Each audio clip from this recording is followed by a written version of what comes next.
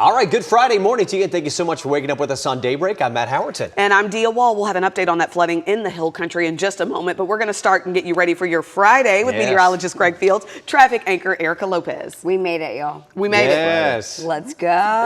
Little slow clap. Slow clap. The roads are cooperating, so I'll give you that. Greg, what do you got for us? Not too bad out there. Still going to be warm. It's going to start to heat up for the weekend. Still going to have some lingering shower and thunderstorm chances out there for us as well. But nothing to slow you down in the immediate metroplex here right now. So take you out to our studios here in downtown Dallas at 76 degrees. Going to have some partly cloudy skies out there for you this morning, and those south winds at 9. But let's talk about radar, what we do have out there. Again, not much at all around the metroplex. Maybe a few showers there into Wise County, but we'll zoom out a little bit. In our far western counties, that's where we're going to have some shower and thunderstorm activity out toward Eastland and Breckenridge, moving up toward Graham, and maybe some pockets of some heavier rain as well as that moves from south to north, as you see across the area there. So that's really where the bulk of the rain will be today. Still can't rule out a stray shower or thunderstorm elsewhere across North Texas, a little farther east, but most of us should stay dry today. 76 heading over to Fort Worth, 77 as we get out to Denton right now, and those mid-70s heading over to Terrell and Canton. So here's your day planner. Coverage with the rain going to be very low for today. We'll have some mostly cloudy skies through the early part of the day, and then we'll start to break out into some sunshine. Coverage with any showers and storms late today. Again, probably less than 20% around the metroplex, and then high around 92. We do heat up even more for the weekend. We'll talk more about that for you coming up. Now let's get that first check on your Friday morning traffic. Here's Eric. Greg, things are cooperating here at 5:02 for your traffic impact drive. Let's start you out in Denton County, 35E and McCormick Street. Everything moving nicely, light volume out this way. As far as what we're seeing across North Texas, it's going to be very similar out here as we take you out to Collin County, 75 and 380 in the McKinney area. No issues, no delays, no overnight road work to slow you down. 80 still moving nicely here westbound and eastbound Clements Drive in Kaufman County as you make your way through the Forney area.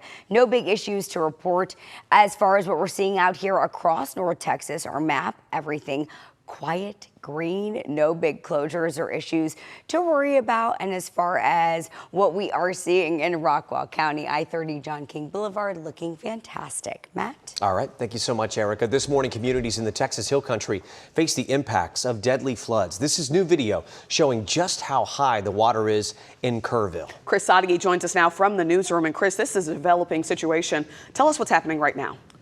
Well, Dia, this flooding is even more severe and widespread than last year's floods, but fortunately it looks like lessons learned from last year saving lives this time around, and that involves some of our North Texas departments. So far, 2 people have died in this year's flooding that covers much of the same hill country areas where 139 people died in the July 4th floods of 2025. Only now, the flooding stretches even further into west central Texas as rivers in that region have risen to historic levels.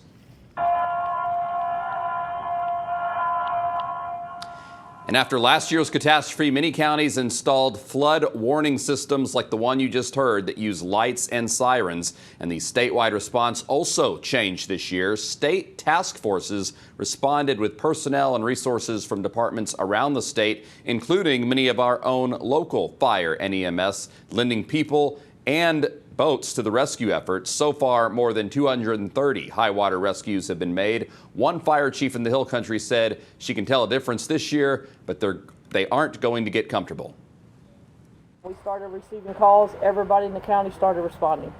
So, yes, I would say this time we may be a little bit more prepared, but the thing about it is you just never know when the water's going to come or where it's going to go.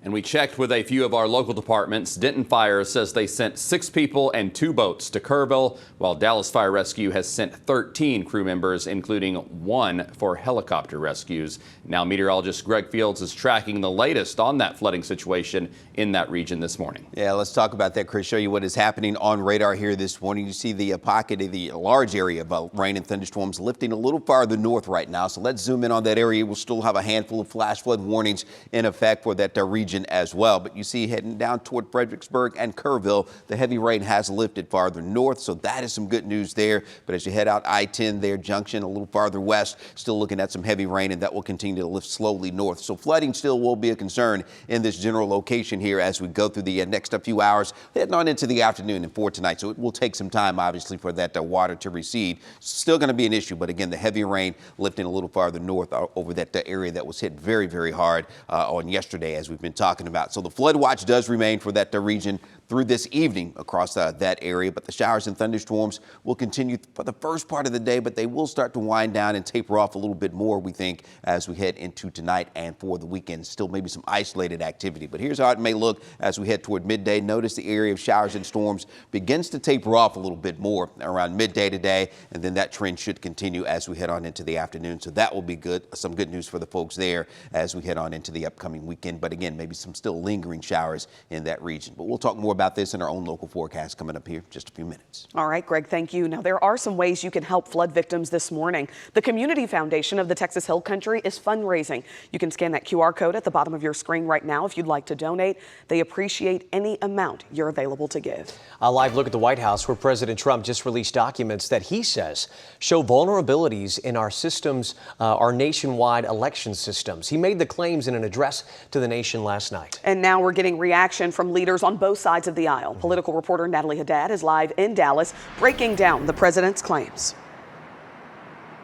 Hey, good morning to you. President Trump used his address last night to promote the Save America Act, which is a law that would, in theory, have U.S. citizens prove that they are citizens in order to vote. He also used the address to promote 2020 claims, or rather claims that the 2020 election was rigged. And these are claims that have been debunked multiple times, including by judges that he appointed. Now, President Trump didn't speak on any evidence of this, but released documents on the White House website. ABC News reviewed them and found they describe efforts to obtain voter records from China, but not to alter the voter records. In many states, voter records are already public.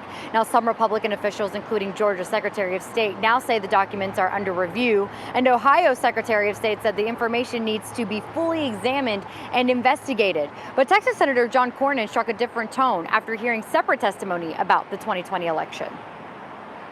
I don't know why we're still talking about the 2020 election on either side of the aisle. We got important work to do, and I think the most important is coming up here in the midterms. In the meantime, to continue to do the people's work. And when we're talking about what happened 6 years ago. Meanwhile, Democratic lawmakers say that President Trump's remarks last night were dangerous, and Senate leaders on both sides of the aisle say that the Save America Act that President Trump is pushing does not currently have the votes to pass. I'll send it back to you in studio.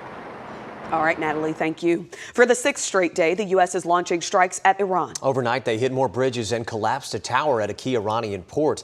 This comes after President Trump's threats to start striking infrastructure to pressure Tehran to ease control over on the Strait of Hormuz. For the first time, Iran has acknowledged attacks on power infrastructure, asking people to use less electricity. New this morning, a man faces charges after police say he tried to kidnap a 15-year-old girl in Johnson County. It happened in Keene, just south of Fort Worth. Police there say the man approached the teen while she walked along Greenbrier Avenue. Witnesses told police the suspect grabbed her and tried to put her in his SUV.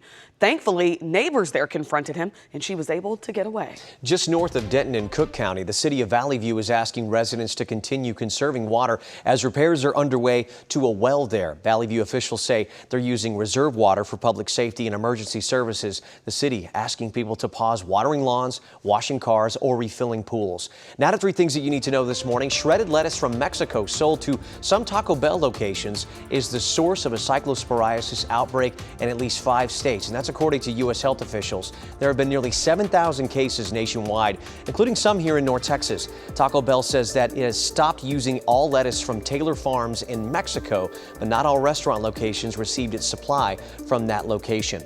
DART is set to resume regular operations next week after several weeks on a World Cup schedule. The transit agency shuffled thousands of fans across North Texas for our 9 matches here.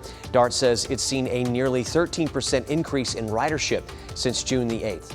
And it may be July, but the Christmas capital of Texas is gearing up for the holidays. Tickets for Grapevine's Santa's North Pole Express go on sale October the 1st. The event features Christmas sing-alongs and visits from Santa Claus. It's just one of Grapevine's 1,400 events in 40 days.